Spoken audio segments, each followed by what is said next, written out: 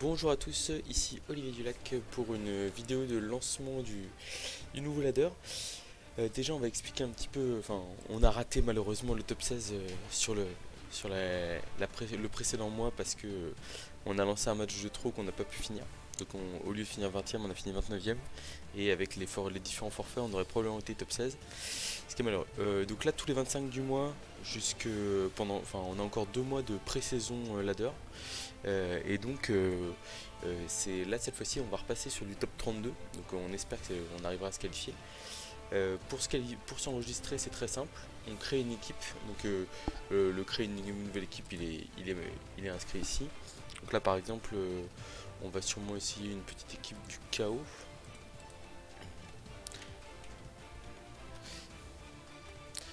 Tac.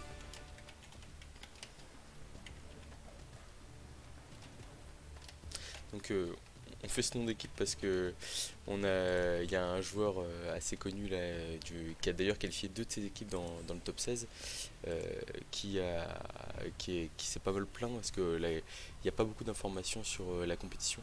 Et c'est vrai que c'est un peu compliqué en termes tout simplement en termes de communication. C'est difficile pour des fois de suivre ce qui se passe.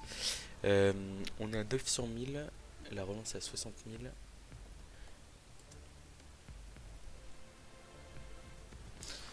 On va essayer une équipe avec tout l'effectif dès le début ça va nous apprendre à être un peu plus faire un peu plus attention à nos relances, etc. On va voir si l'équipe, en fait, si on arrive à gagner le premier match et à acheter rapidement la deuxième relance, on sera pas mal pour aller chercher. On aura une valeur d'équipe assez faible pendant assez longtemps, vu qu'on n'aura pas beaucoup de relance et qu'on sera directement au plein effectif. Donc, ce qui est important, c'est comment est-ce qu'on enfin, comment est-ce qu'on se met dans ce ladder. Donc, c'est pas dans créer une compétition, c'est pré-saison quick match. On l'avait déjà montré, hein, mais on va dans mes équipes enregistrées, inscrire une nouvelle équipe, et donc là, cloc, on clique sur notre équipe.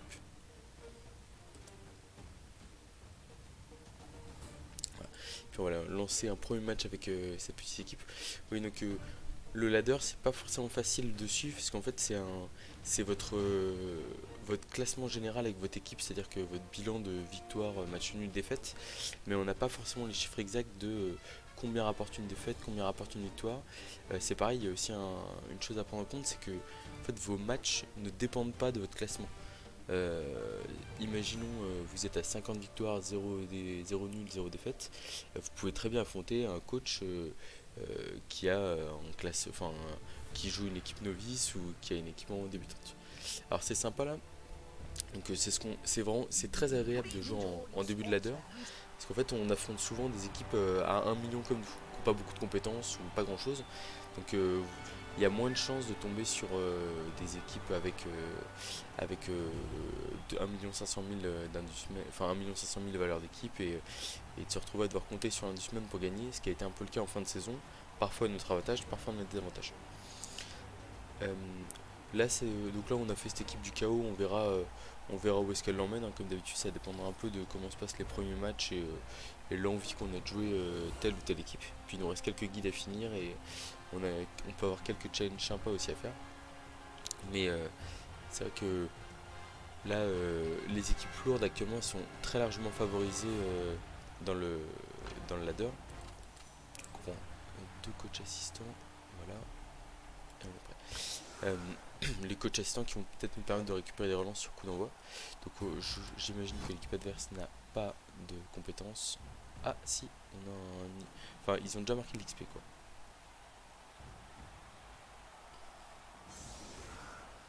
Ok. Je pense que face à des elfes noirs sans compétences, l'adversaire va avoir du mal à nous taper. Donc on va se mettre en mode très très... Donc, en règle générale on fait jamais ça, hein. Mettre 5 joueurs sur la losse c'est pas pertinent. Mais là en fait on le fait parce que on se dit que ça va nous permettre de mettre de l'impact physique dès le début et de forcer l'adversaire à des jets d'esquive dès les premiers tours. On a pris l'ogre plutôt que le minotaur parce que l'ogre est plus stable. Et de toute façon on veut que l'expérience aille plutôt sur nos guerriers à la base. Donc même si l'ogre il ira faire des blitz 3D pour faire du dégât ou des choses comme ça, ce qu'on aime bien c'est que lui on peut le bouger quand on a besoin. Et comme on a déjà les 4 guerriers du chaos, ça nous fait qu'on a une équipe assez mobile et on va sûrement pouvoir faire des choses. Alors là par contre on a un petit souci sur ce match, qu'il y a 2 Furies en face, et qui dit Fury dit qu'elles ont la compétence esquive.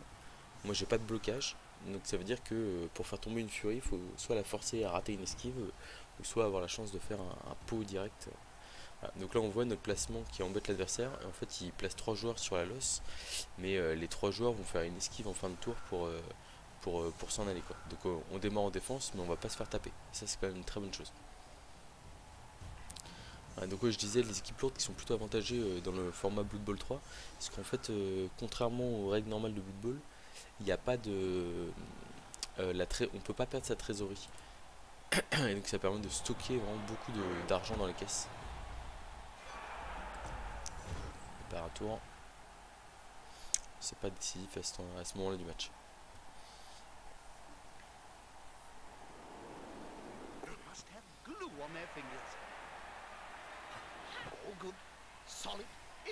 Directement une transmission. Qu'est-ce qu'il va essayer de foncer sur un côté pour marquer le plus vite possible. Donc le fait de jouer à une seule relance, tant qu'on n'a pas de blocage notamment, ça va nous forcer à jouer très safe, et c'est-à-dire à éviter au maximum de jeter des dés, tout simplement.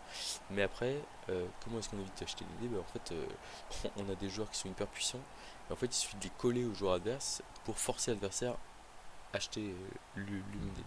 On voit que l'adversaire a 3 relances, ça c'est plutôt pas mal. En fait il a beaucoup de linemen. D'ailleurs j'avais pas remarqué, mais en fait il a juste les 2 furies, il a que des 3 quarts.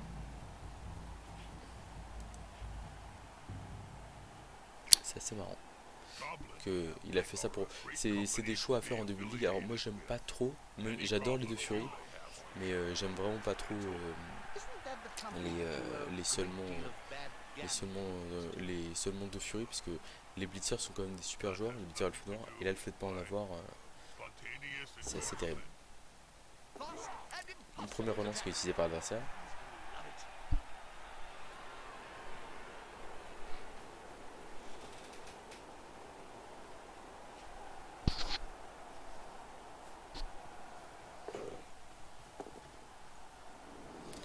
Alors, il colle beaucoup de joueurs, mais il a pas encore blitzé. Donc nous ça nous va. Par contre c'est pareil, ça veut dire que là le roster qu'on joue, il va falloir qu'on accepte des turnovers précoces. Enfin c'est un peu frustrant parce que là par exemple on a beaucoup de joueurs collés, mais il va falloir se dire bah tant pis, c'est pas grave, je, je, je fais turnover, mais voilà. Ouais, donc nous on va se coller aussi beaucoup en contrepartie, hein.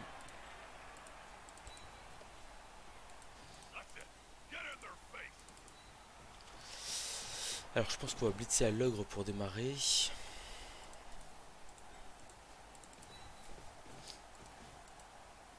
On va essayer de mettre 3D si c'est possible. Enfin c'est possible.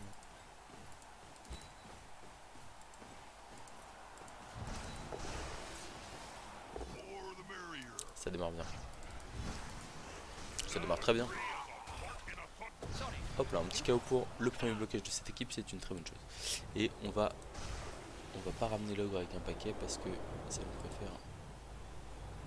Ouais. Il serait bien ici, mais on va le laisser au contact, hein. On veut pas trop multiplier les VGT. Puis voilà, on va bloquer ce qu'on peut. Donc on a un pot ici. C'est pas mal tout ça. Voilà, et donc là, ce jeu là, on fait turnover, mais on ne le relance pas.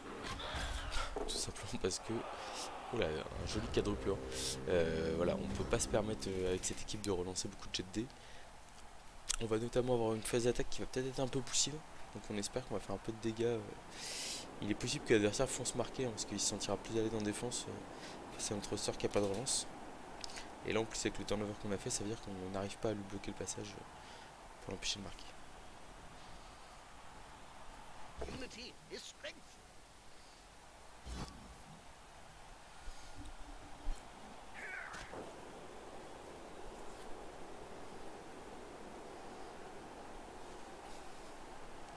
Ce qu'on va sûrement essayer un peu dans le futur aussi, là on a fait toutes nos vidéos sur Blood Bowl 3. Il est possible qu'on change un peu de support aussi pour tester d'autres de montrer d'autres phases de jeu, notamment face à d'autres types d'adversaires aussi. Du jeu en tournoi par exemple, parce que là on fait que du match en ligue. Et c'est vrai que ça peut être intéressant en Blood Bowl de voir les différents styles de jeu qui existent, sachant que le style de jeu tournoi est celui qui permet le plus de montrer un peu l'aspect compétitif. L'adversaire qui a déjà cramé. Ouh là là. Eh bah dis donc. En plus il a cramé sa dernière relance, il a fait un relanceur. C'est vraiment pas de chance pour lui. On va dire que ça démarre très très mal. Donc là, on fait d'abord tout ce qui est déplacement.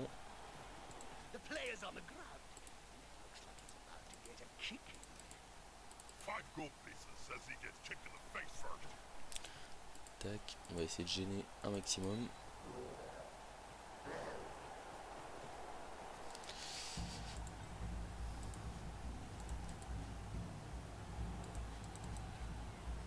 Bon, puis on va directement aller taper le porteur de balle.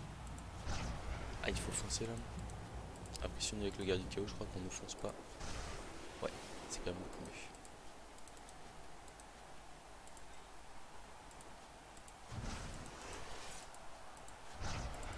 On pourrait faire blitzer en ce sens là pour gêner l'adversaire. On a un pot, c'est parfait. Ah, le rebond est pas terrible. On va faire un paquet pour gêner l'adversaire. Ok, c'est réussi.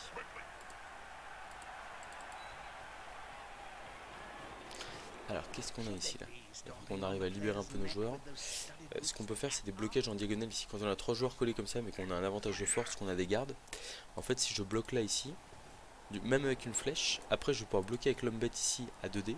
Et donc j'aurai libéré cet homme bête là, ce qui est une très bonne chose parce que j'ai envie de pouvoir tout simplement bouger un peu, enfin libérer des joueurs pour aller protéger le ballon.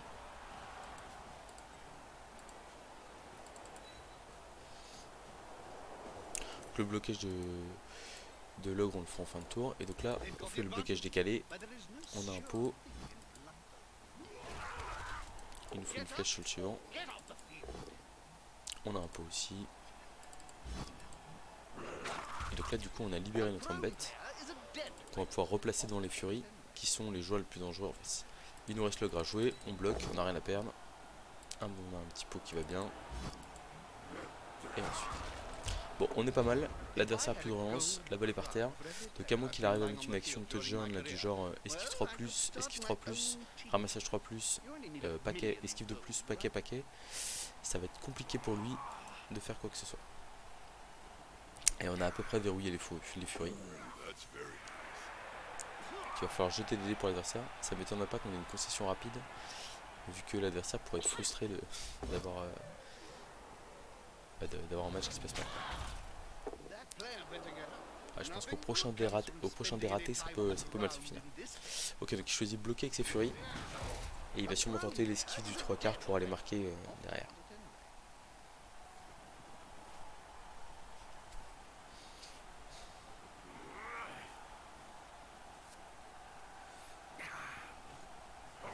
Voilà. Oh, il est tombé. C'est vraiment pas de chance. Alors après, par contre, ce qu'il faut voir là, c'est on peut se concentrer sur... évidemment, l'adversaire n'a pas eu de chance, il fait 1 dans le but, alors qu'il avait réussi toute son action avant.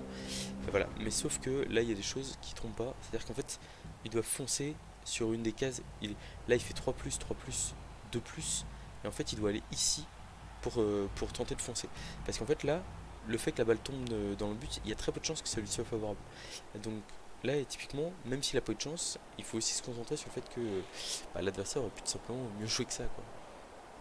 Et bah là maintenant ce qui va compter, ça va être de taper l'adversaire.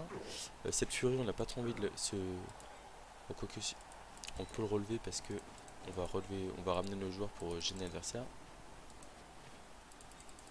Donc là il est à 2 décomptes. Et puis là ce qui va compter, ça va être d'essayer d'aller marquer avec un guerrier du chaos, hein, voilà. C'est ce qui compte le plus.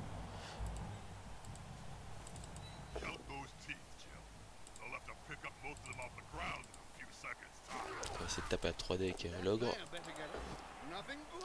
Turnover de l'ogre, on peut pas relancer. Si on avait le choix, on serait allé, enfin si on n'avait pas fait de turnover, on serait allé blitzer là pour libérer l'homme bête et venir couvrir un peu plus le ballon. On n'est pas en grosse difficulté, hein, mais là, potentiellement, il n'y a qu'une seule zone de tac sur le ballon. L'adversaire peut très bien réussir à ramasser la balle et aller marquer derrière. Donc, c'est pas, enfin voilà, on essaie de mettre des 3D d'ogre, de faire des jets de dés à peu près safe. Mais là même, on aurait raté le premier 2D, je pense qu'on l'aurait pas relancé. C'est le fait de jouer à une seule relance. C'est on veut forcer l'adversaire à jouer et nous, on le regarde se rater, quoi.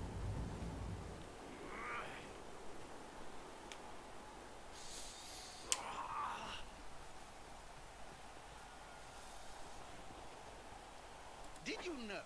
It's rumored that Spike magazine editor, Yore Reno, actually On a déjà à 3 plus de l'adversaire. Un dé raté. Ok, on s'en sort. Alors, première action, relever l'ogre. Il va bien. Et voilà, l'objectif, ça va être. On aimerait bien ramasser la balle avec une guerrier du chaos, on va voir si c'est possible.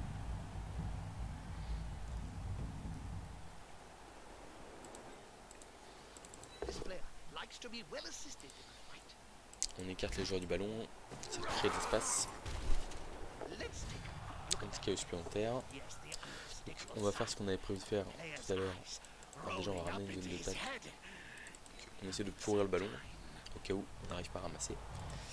Et donc, je pense qu'on va blitzer ici. On a des pots, hein, ça va pas se plaindre. Et on passe les armures en plus. Encore un KO, et bah on est pas mal. Donc là on va essayer de ramasser le ballon, comme ça sera fait.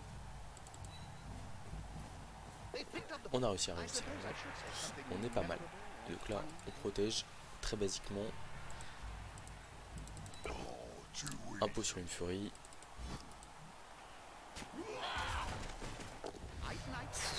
On tape très très dur.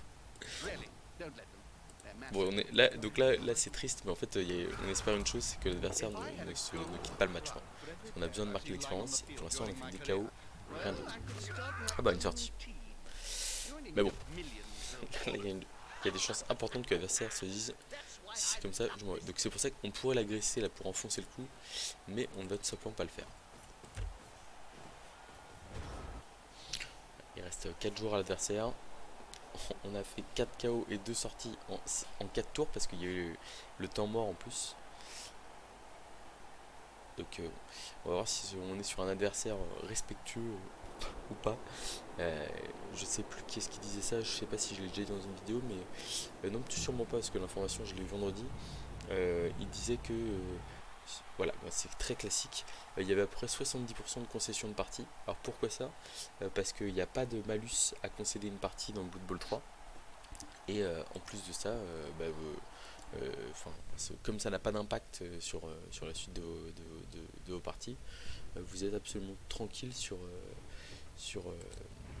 comment si vous ratez, si vous concédez une partie, en fait ça n'a pas de conséquences, donc vous êtes absolument tranquille, quoi. Très important, on va prendre un apothicaire ici avec cette équipe, et puis on a fait un bilan du ladder précédent, donc on a raté pas grand chose le coche. On a montré comment s'inscrire, on a recréé une petite équipe, et puis ce sera bien suffisant pour ce dimanche matin. Et on va souhaiter bonne chance à tous ceux qui essayent de grimper le ladder, et à très vite dans les hautes sphères ou pas.